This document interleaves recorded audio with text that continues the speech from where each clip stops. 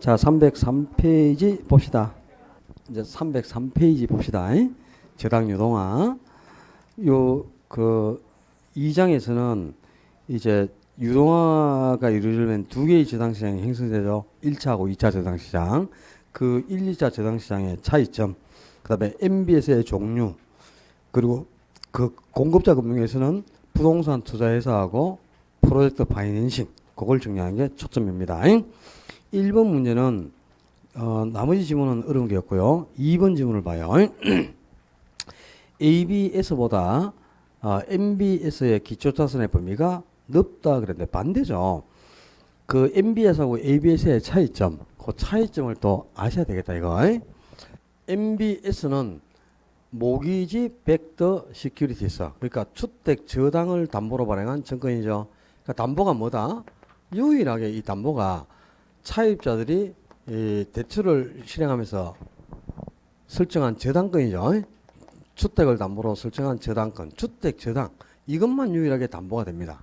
근데 ABS는 Asset Backed Securities, 금융기관이 보유한 자산을 담보로 발행하는 증권. 그러니까 금융기관이 보유한 모든 자산이 다 담보가 되는 거예요. 그러니까 담보에서 일단 MBS는 담보가 주택 저당권밖에 없어요. 저당권으로 딱 한정이 되는 거죠. 근데 ABS는 금융기관이 보유한 모든 자산이 담보되니까 담보 범위가 훨씬 넓죠. ABS가. 그럼 2번 점이 반대라는 거 알겠죠? ABS가 기초자산의 범위, 이 담보가 훨씬 더 넓다 이 말이야. 담보 범위가, 그죠? 훨씬 담보가, 자산 전체가 다 담보가 되니까 이 담보에서 일단 차이가 납니다. 그 다음에 두 번째,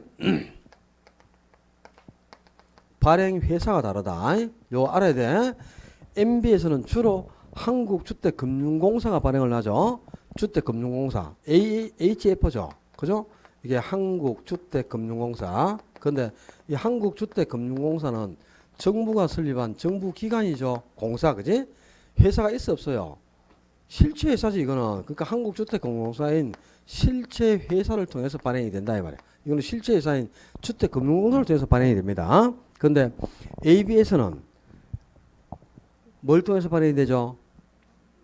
SPC를 통해서 발행이 되는데, SPC는 스페셜 퍼포스 컴퍼니, 특수 목적 회사입니다. 근데 이 특수 목적 회사인 SPC는 실체 회사가 아니고 서류상으로만 존재하는 명목 회사예요. 페이퍼 컴퍼니. 그러니까 MBS는 실체 회사를 통해서 발행이 되지만 SPC는 ABS는 명목 회사인 SPC를 통해서 발행된다 말이에요. 그러니까 발행 회사가 또 틀렸죠. 그다음에 세 번째, 발행 근거가 또 다릅니다. 자, 이 다 기억을 하셔야 돼요. 시험에 나오니까. MBS는 주로 한국주택금융공사를 통해서 발행을 했죠. 물론 주택금융공사가 발행하는 건 아닙니다. 금융기관도 발행을 합니다. MBS는. 근데 주로 이제 주택금융공사를 통해서 발행하니까 발행 근거가 되는 법이 한국주택금융공사법이다. 한국주택금융공사 법에 적용을 받는다 이 말이야. 근데 ABS는 금융기관이 보유한 자산을 담보로 증권을 보내서 그걸 팔아가지고 자금을 확보할 수 있도록 허용해준 법이 있어요. 그 법 이름이 뭐고?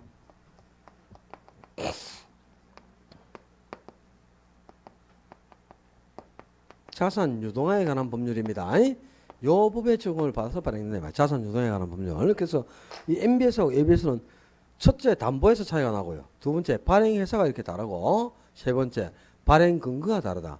차이점 아셔야 돼요. 차이점을. 이 세 가지 정도는 구분해 두는 게 좋습니다. 그 다음에 2번 문제는 4번 지문을 볼까? 2차 저당시장은 1차 저당시장의 원저당 차입자와는 직접적인 관계가 없다. 그렇습니다. 그러니까 원래 이제 1차 저당시장에서 원저당 차입자가 누굽니까? 요 돈을, 금융기관을 통해서 돈을 빌려고자 하는 자금 수요자죠. 이 사람들이 대부분 무주택 서민들이란 말이야.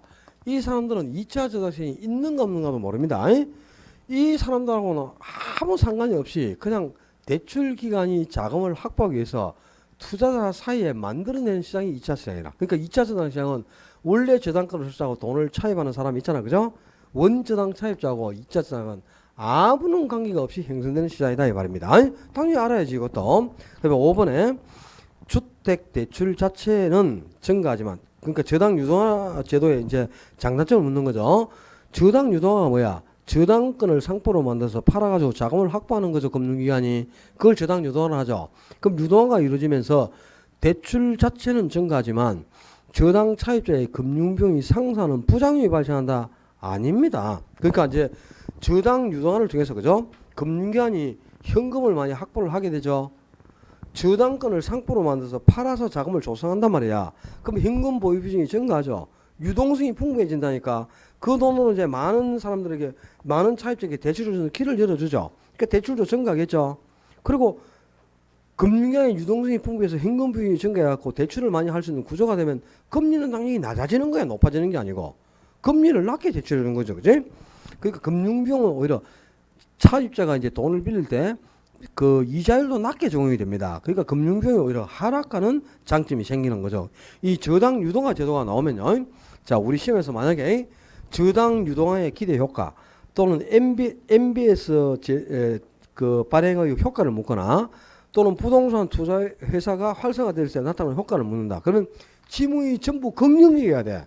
아주 이게 긍정 효과가 많은 거예요. 유동화를 통해서 금융기관이 저당권을 상표로 만들어서 팔아가지고 현금이 조성됐죠. 그럼 아주 많은 사람들에게 대출을 시행할 수 있는 구조가 되니까 차입자도 값싸게 많은 돈을 대출받을 수 있는 길을 열어주죠. 그러니까 자가주택 비중도 증가하고 주택거래가 활성화되면서 경기도 조절할 수 있고 아주 긍정 효과가 나타나요. 또 리츠가 도입돼도 역시 마찬가지죠. 리츠가 활성화되면 간접 투자 시대가 열리는 거지. 투자자가 직접 부동산에 투자를 하지 않고 리츠가 발행한 주식만 딱 사놓고 있으면 투자는 전문가가 해주고 수익은 되돌려 주죠. 그러니까 전문가의 도움을 받아서 우량 부동산에 투자할 수 있는 길을 열어줘요. 내가 1,000만 원밖에 없으면 100억짜리 부동산에 투자할 수가 없죠. 근데 리츠가 도입됨으로써 그게 가능해지는 거야. 리츠가 발행한 주식만 1,000만원치 사놓으면 리츠는 여러 명의 투자에게 장을 모아서 100억짜리, 1,000억짜리도 투자를 해서 수익을 내잖아요. 그 수익을 투자에게 다 되돌려 주잖아요. 그지? 그러니까 소액 투자자들도 그 우량 부동산에 투자할 수 있는 길을 열어주는 겁니다. 상당히 유용성이 높은 제도라. 그러니까 리츠라든가 MBS의 효과를 물을 때는 지문이 긍정적으로 구성돼야 돼. 부정적인 지문이 나오면 안 됩니다. 일단 아셨죠? 넘겨서 3번 저당 시장에 관한 설명으로 옳지 않은 거. MBS의 발행 기간은 1차 대출 기간일 수도 있고 2차 대출 기간일 수도 있다. 그렇습니다. 여기에 1차 대출 기간이 금융기관이고요. 금융기관이고 2차 대출 기관이 HF죠. 한국주택금융공사. 근데 주로 이제 주택금융공사가 발행을 하지만 주택금융공사를 통해서 발행이 돼가지고 금융기관이 돈을 빌리려면 이자를 줘야 되잖아요. 비용이 나가야 돼. 근데 그 비용을 줄이기 위해서 금융기관이 직접 MBS를 발행해요. 어떻게? 바로 그 특수 목적 회사라는 서류상 회사를 설립해가지고 요걸 통해서 MBS를 발행하고 바로 자금을 확보하기도 한단 말이야. 그러니까 MBS를 발행하는 발행자는 1차 대출기관인 금융기관일 수도 있고 2차 대출기관은 유동회사인 한국주택금융공사가 될 수도 있습니다. 1, 2차 대출기관이 모두 발행자가 될 수 있죠. 그다음에 2번에 대출기관은 자금의 여유가 없는 경우에는 저당권을 2차 저당시장에 매각해서 부족한 자금을 확보하죠. 요게 이제 금융기관에서는 돈이 없어요. 그러면 차입자에게 대출하고 확보한 저당권이 있죠. 그걸 모아서 묶음으로 만들어내지. 그걸 뭐라 그래? 저당풀이란단 말이에요. 저당풀. 그걸 묶음으로 만들어서 한국주택공사에 담보로 정하고 돈을 빌리지 않습니까? 그러니까 이제 자금의 여력이 없으면 2차 저당시장인 그 유동회사에 팔아가지고 부족한 자금을 확보하죠. 그리고 이번에 2차 저당시장은 대출기관과 투자자 사이에 저당을 사고 파는 시장. 바로 이 2차 저당시장이 대출기관하고 투자자 사이에서 이 1차에서 설정된 저당권을 사고 팔아서 자금을 확보하는 유동화가 이루어진 시장이 바로 2차 시장 아닙니까? 그다음에 4번에 1차 저당시장은 자금 대출 시장이고 2차 저당시장은 자금 공급 시장. 그렇지. 1차 시장이 10원짜리인데 품필한 게 10원인데 이걸 또 박살을 내고 내 재산인데 뭐 하다 말았지. 가만있어 봐라. 맞다. 요 1차 저당시장이 그죠? 주택을 담보로 대출을 시행하는 시장이죠.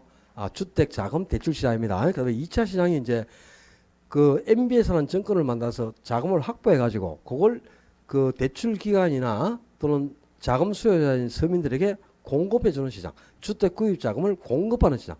1차 시장을 대출 시장, 2차 시장을 공급 시장이라 하는 겁니다. 요 용어도 알아두고 있어야죠.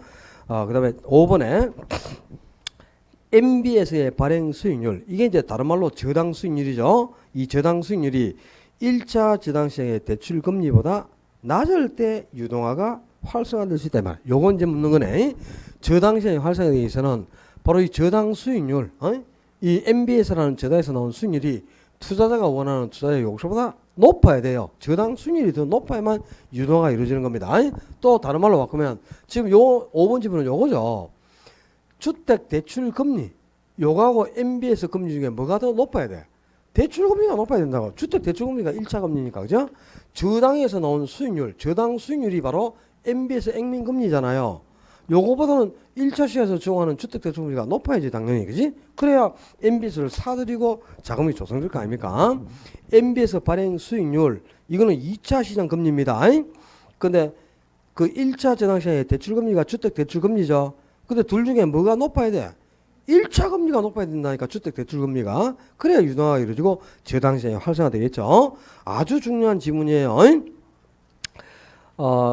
저당 시장의 구조였고, 그 다음에 6번 문제부터가, 거기, 자, 4번 지문을 한 개 볼까? 4번에. 정부는 주택 저당 채권을 발행하여 단기적으로 주택 가격을 하락시킬 수 있다. 이런 게 어렵네. 주택 가격이 상승할 수 있죠. 왜 그럴까요? MBS를 발행해서 금융량이 자금이 조성됐어. 그러면 그 돈으로 무주택 서민들에게 원활하게 대출을 할 수 있는 구조가 열렸죠. 그럼 차입자가 대출을 원활하게 받으면 주택 수요가 증가할 거 아니야. 대출을 받아서 집 사잖아요. 그럼 수요가 증가하면 집값이 어떻게 해? 상승해야지 당연히. 그러니까 이 주택 가격이 상승하게 되는 요인이죠. 왜? 주택 수요가 증가하기 때문에 그런 겁니다. 수요가 증가하니까 대출을 원활하게 받아서 수요가 증가하면 가격이 상승하는 거지 하락하는 게 아니죠. 그래서 4번은 틀렸네요. 그 다음에 6번 문제부터가 이제 MBS 종류네. 자, MBS는 MPTS, 그 다음에 MBB, MPTB, 그리고 MPT하고 같은 구조를 가지고 만드는 게 CMO, 이렇게 네 가지가 있어요. MPTS가 붙었다. 이거는 시큐리티스의 머리끝을 딴 거니까, 시큐리티스가 정권이라는 뜻이죠. 정권이나 주식이나 지분이 같은 말이다. 그래서 S가 붙어 있는 거는 지분형 MBS라는 뜻이라. MBB, 모기지 백더 본드. 이 본드가 뭐죠? 채권이라는 뜻이네. 그래서 MBB는 채권 형태로 발행되는 MBS입니다.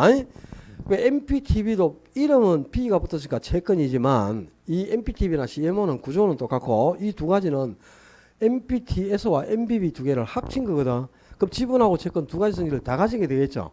그러니까 지분, 채권 두 가지 성질을 다 가진 혼합형 증권입니다. 이게 지분형이지 채권형이지 혼합형이지 이것도 당연히 기억을 하셔야 돼요. 이 시험에 나오니까. 그다음에 MBS에서 가장 중요한 게 뭐지요? 저당권과 원리금 수익권을 누가 가지게 되는 거라. 그지? 이걸 알아야만 위험을 누가 부담하는 걸 구분하게 되는 거예요. MPTB는 T도 하나가 나오고 B도 하나가 나왔지. T 하나, B 하나니까 발행기간이 하나 가지고 투자도 하나 간다는 뜻이죠. 그리고 저당권은 누가 가지고? 발행기간이 가집니다. 그리고 원리금 수익금만 투자자에게 넘겨줘. 그래서 투자도 하나 발행기간 하나 날아가니까 T 하나, B 하나 나왔어. 그다음에 CMO는 역시 MPTB하고 구조가 같으니까, 그죠? 저당권은 MPTB처럼 누가? 발행기간이 보유를 해. 그리고 원리금 수익권은 당연히 투자자에게 넘깁니다. 이건 두 개가 똑같습니다. 구조가.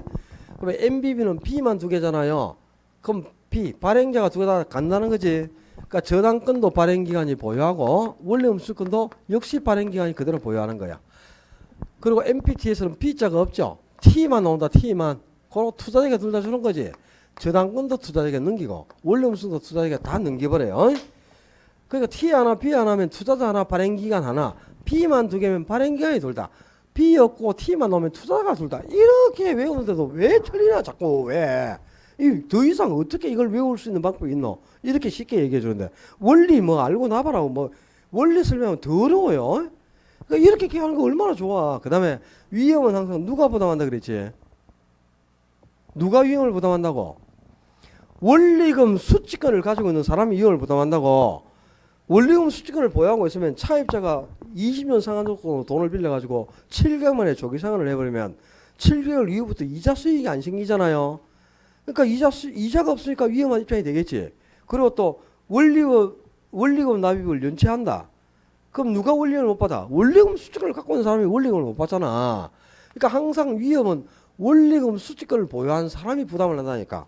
그러니까 MBB 요거 한 개만 원리금 수익권을 발행기관이 가지고 있잖아요. 그러니까 발행기관에서 위험을 부담하는 거는 유일하게 요 MBB밖에 없어요. 나머지는 지금 봐봐라. 요 MPTS 그제?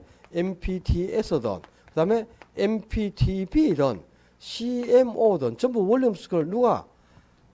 투자자에게 원리금 수익권을 줘버렸잖아. 그지? 원리금 수익권을 전부 투자자가 갖고 있으니까 당연히 투자자가 위험을 부담하겠지. 그러니까 위험을 투자자에게 떠넘길 수 있는 게 요 세 가지라. 그리고 MBB만 발행자 지가 원리금 수익권하고 발행 저당권 따가지고 그러니까 발행기관에서 위험을 감수하는 거죠. 그죠? 요거 구분하는 게 가장 중요한 겁니다. 누가 저당권이나 원리금 수익권을 확보하고 위험을 누가 부담하는가. 여기까지 해서 95% 출제. 이 이상 뭐 알 것도 없어. 또 이제 구질구질하게 한 개씩 이제 지문으로 간혹 등장하는 게 있어요. 여러분이 알 필요도 없어 실제. 투자자 입장에서 위험이 가장 높은 게 뭘까요? 원리금 수익권을 가지고 있어도 위험하지만 저당권을 보유해도 위험이 높아져. 왜?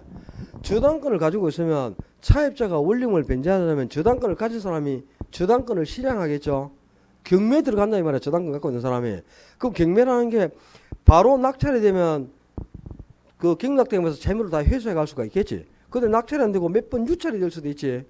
그러면 유찰될 때마다 20%씩 가격이 떨어져 버리잖아요. 그 원리금을 다 회수하지 못할 위험이 커지잖아. 그지?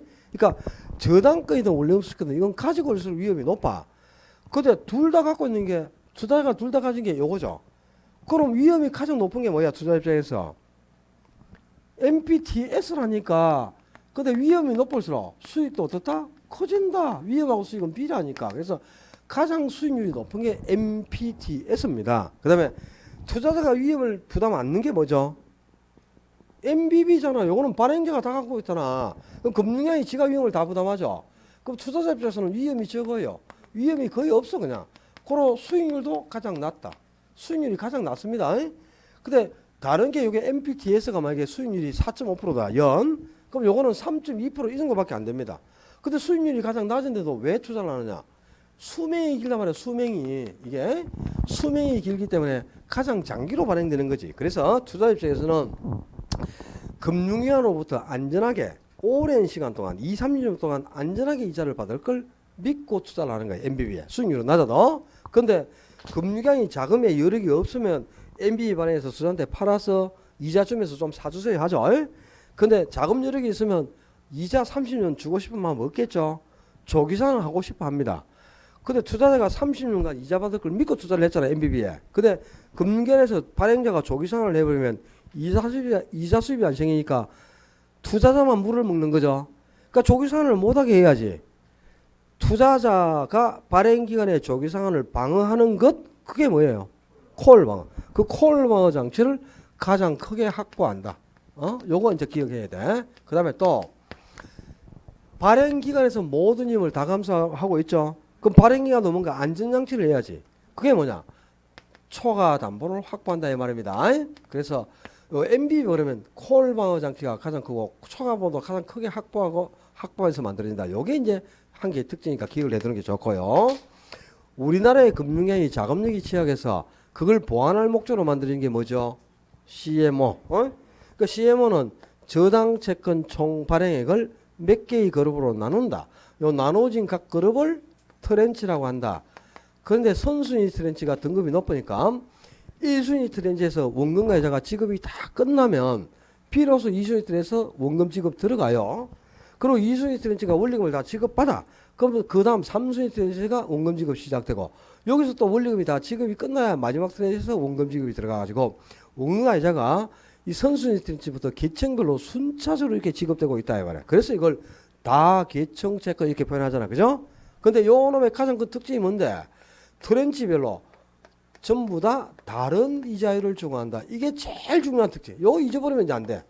트렌치별로 적용되는 이자율이 전부 다르다. 그 다음에 마지막 트렌치를 Z 트렌치라고 하는데 요 마지막 트렌치 앞에까지는 대출기간 중에 원가 이자를 다 지급받습니다.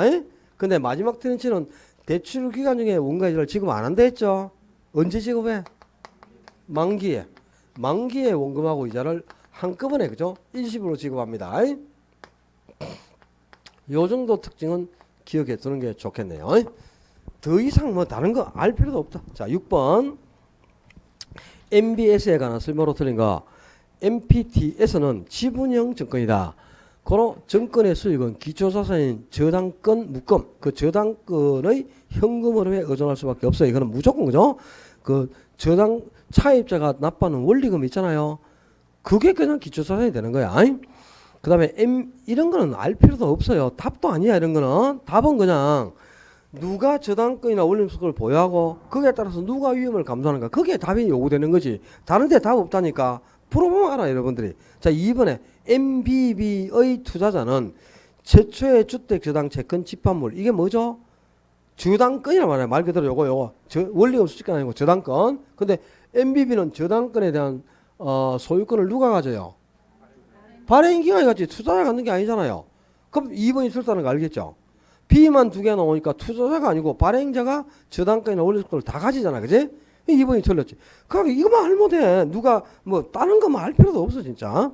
3번에 CMO는 발행자가 주택저당채권 집합물, 즉 저당권은 발행자가 가지고 일정한 강호를 통해 위험 수익 구조가 다양한 트렌치의 정권, 여러 가지 이제 계층별 다양한 트렌치를 발행하죠. 근데 이거는 CMO는 누가 저당권을 가지는 거야? MPTV하고 똑같이 발행기관에서 저당권을 가지잖아요. 원리금 수익금을 투자에게 넘겨준단 말이에요. 그러니까 원리금 수익을 가지고 있는 투자자가 위험을 감수하게 되는 거죠. 그죠? 저당권은 발행자가 갖는 겁니다. 그 다음에 4번에 MPTV는 MPTS와 MBB를 혼합한 특성. 그래서 MPTV나 CMO는 두 가지 성질을 다 가지니까 혼합행증권이라고 하는 겁니다. 그리고 5번에 CMB에서는 금융기관이 보유한 상업용 부동산 모기지를 기초사로 하여 발행하는 증권. 이게 이제 뭐냐면, 자, MB에서는 그죠? 주택에 설정된 저당권을 담보로 발행하는 증권이죠. 우리가 집 살 때 주택을 담보로 제공하지, 금융기관에. 그죠? 그럼 금융기관이 요 주택에 저당권 설정해 주고 그 대가로 이제 일시불로 대출하고 분할 상환을 받잖아. 그죠? 근데 이 주택에 설정된 요 저당권을 모아가지고 묶음으로 만들어서 한국주택공사에 넘겨주면 그 저당권 묶음을 담보로 발행하는 증권이 그게 뭐고? 그게 MBS라고. MBS, 주택 저당을 담보로 발행하는 증권. 모기지 백더 시키지. 모기지가 뭔데? 모가지가 주택에 설정된 저당을 모기지라 한다고. 백더는 담보로, 시큐리티스는 증권 이 말이라. 그러니까 주택에 설정된 저당을 담보로 발행하는 증권이죠. 그게 MB. 그러니까 MBS의 담보는 오직 우리가 주택에 설정한 저당권이 담보가 되는 겁니다. 그런데 우리가 돈을 빌릴 때 상가를 담보로 금융기관에 제공하고, 그죠? 거기에 저당권 설정하고 돈 빌려 올 수 있죠.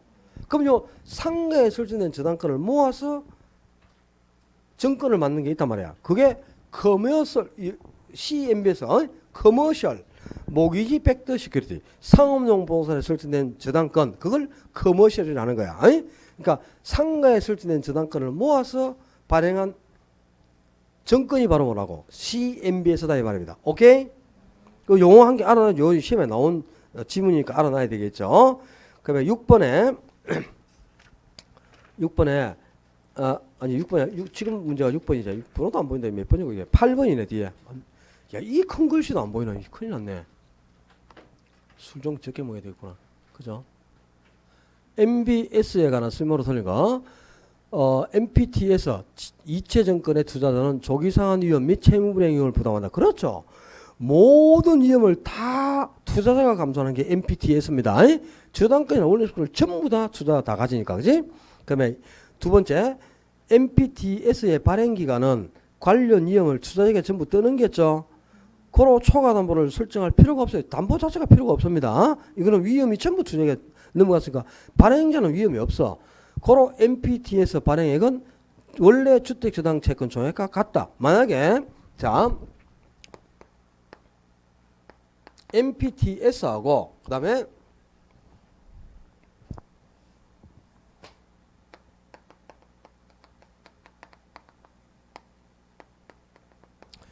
자 저당권이 지금 설정된 금액이 2,000억이라 근데 MPT에서는 초과담보 있어 없어요? 필요가 없어요. 왜? 모든 위험을 투자자에게 다 넘겼으니까 발행자는 위험이 없죠. 그러면 초과담보를 확보할 필요가 없으니까 요 저당권 설정 금액만큼 MPTS가 똑같이 발행됩니다. 1,000억만큼.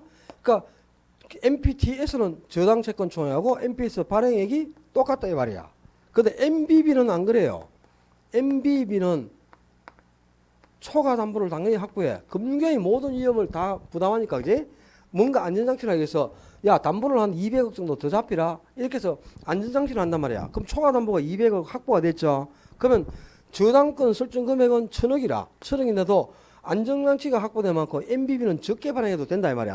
200억만큼. 그러면 MBB 발행액은 저당권 설정 금액은 1,000억이라도 MBB를 얼마만큼 발행하면 된다? 800억만 발행하면 됩니다.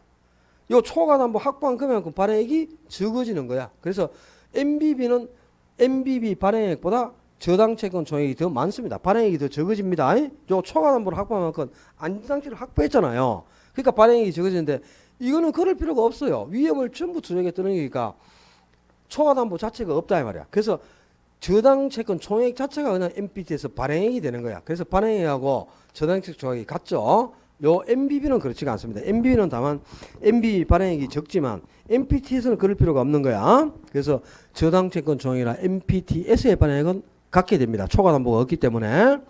그다음에 3번에 MPTB의 투자자에게 만기 전 변제 위험이 증가되지는 않는다.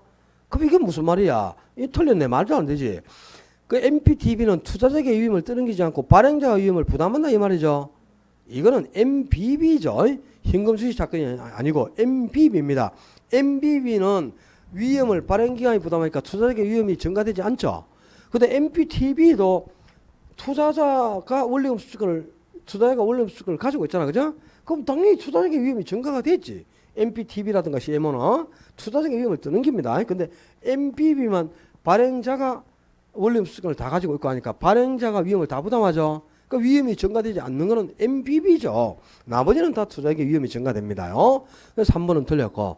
네 번째, CMO는 부분 콜 방어가 인정되죠. 부분 콜 방어가.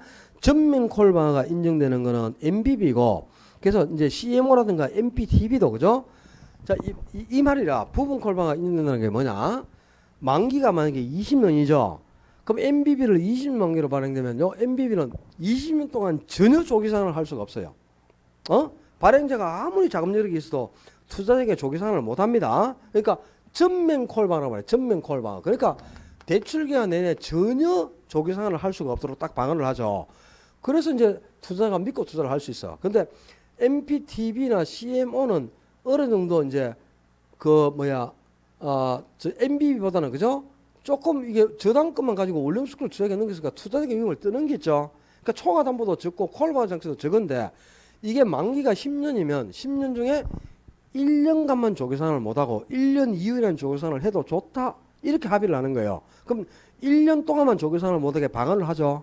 그게 이제 부분 콜 방어라는 거다. 그래서 MPTB나 CMO도 부분적인 콜 방어는 가능합니다. 그러나 그 전면 콜 방어가 가능한 거는 MBB밖에 없어요. 그 다음에 5번에 CMO는 트렌치별로 원리금의 지급 순서가 상이하고 이자율도 전부 다른 게 일반적이다 그랬네.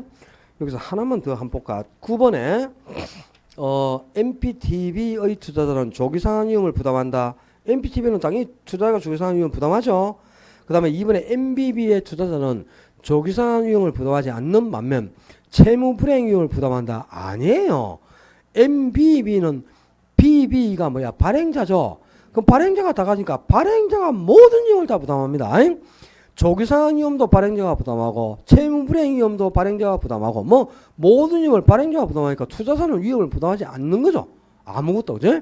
그래서 2번이 틀린 거고요. 그 다음에 3번의 MBB의 투자자는 현금 흐름의 지분권 및 저당 채권 집합물의 소유권을 보유하지 않는다. 즉 원리금 수준하고 저당권을 아무것도 보유 안 한단 말이죠. 투자자가. 왜? B만 두 개니까 발행자가 다 가지잖아요. 그죠? 발행기관에서 현금 흐름의 지분권이 바로 원리금 수채권이야. 그리고 주택 저당채권 집합물의 소유권은 뭐? 저당권이죠. 원리금 수채권과 저당권을 다 누가 가져? B가 두 개니까 발행자가 가니까 투자자가 같지 않잖아요. 그죠? 뭔 말인지 알겠죠? 요거? 나머지는 뭐 MB에서 나오는 거 별로 그다지 크게 의미 없어요. 그러니까 여러분은 항상 MBS에서는 요거 기해야 돼. 어디 가나 저당권과 원리금수를 투자자에게 다 넘기는지 발행자가 다 간지 하나씩 날아갔는지 이게 제일 중요하고요. 그에 따라서 위험을 투자자에게 떠넘기는지 발행자가 위험을 부담하는지 요걸 기하고 있으면 한계에 맞출 확률이 높습니다. 그냥 다른 거 기하려고 하지 말고 오늘은 MBS 종류까지만 하고 그 다음에 10번부터가 이제 10번 문제는 종합적인 문제니까 여러분이 풀어보면 돼요. 어려운 게 없어요. 11번부터가 이제 금융 조달 방법이라 여기에 이제 부동산 투자자산 리츠하고 그 다음에 프로젝트 파이낸싱 신디케이터 세 가지가 있잖아. 그죠? 거기에 관계되는 문제는 뭐 몇 문제 풀어보면 되니까 다음 주에 풀고 다음 주에는 일단 이 금융론이 끝나면 개발관리 마케팅 이론도 다 해야 되고 감정평가론도 다음 주에 조금 나가야 되는데 시간은 안 될 것 같아. 일단은 여러분은 어디까지 예습해 오냐면 개발관리 마케팅 371페이지까지 371조 감정평가론 앞에까지 있잖아요. 거기까지는 예습을 좀 해갖고 와요. 여기까지는 무조건 다음 주는 다 나가야 됩니다. 안 그러면 마지막 주 감정평가론 요거 한 주에 다 끝낼 수 있을지 모르겠는데 이 문제가 많아가지고 젠장. 일단은 이번 다음 주까지는 진도가 끝나야 9월 달부터 이제 새로운 과정이 시작되니까 9, 10월은 과정이 다른 겁니다.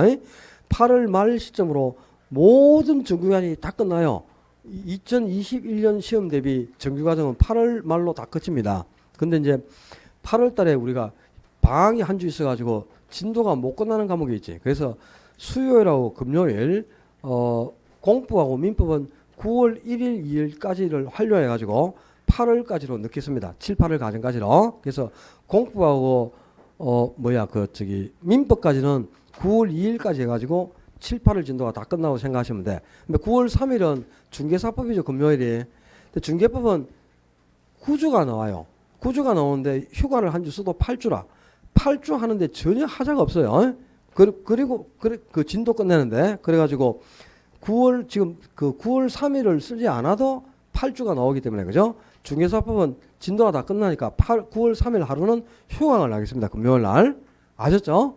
그리고 9월 6일부터 9, 10월 과정은 시작되니까 그렇게 아시면 되겠어요. 제가 지금 시간표 만드는 중이니까 이번 주 중으로 시간표 공개해 놓고 나중에 안내도 할 테니까 그렇게 하시면 되겠고요. 이제 75일 정도 딱 2달 반 남았잖아요. 지금부터는 그냥 뭐 다른 갈 생각하면 안 되겠죠. 공부해야 되죠. 언제 해야 돼 공부를? 매일 당연히 해야죠. 매일 하더라도 언제? 눈만 뜨면 공부하다. 눈 뜨실 때는 다 공부하는 겁니다. 지금 뭐 딴 거면 볼 계획도 없다. 알았죠? 하여튼 최선을 다해서 열심히 하고 2달 반 남았으니까 자신감을 가지고 자기 스스로를 믿고 자신을 가지는 그 중요한 게 없어요. 긍정적인 생각을 하면서 나는 꼭 올해 합격할 것이다. 내가 떨어지면 될 놈이 한 놈도 없다. 반드시 나는 합격한다. 이런 생각으로 하다 보면 좋은 결과도 있을 거라고 믿습니다. 남은 한 주 즐겁고 유익하게 지내시고 다음 주에 건강히 뵙겠습니다. 수고하셨습니다.